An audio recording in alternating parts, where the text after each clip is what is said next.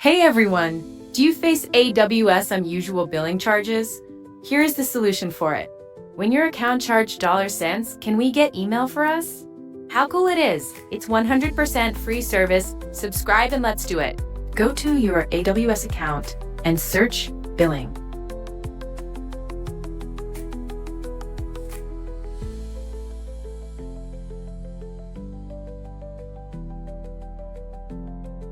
In Billings, go to Budgets.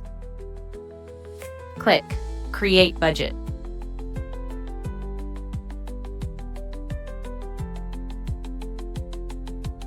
Keep settings as default.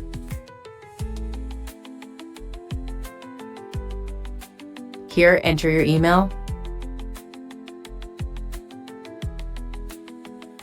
Click Create Budget. Now budget successfully created. When charged 1 cent, you will receive this type of email. Make sure to subscribe for more AWS tutorials. Thank you.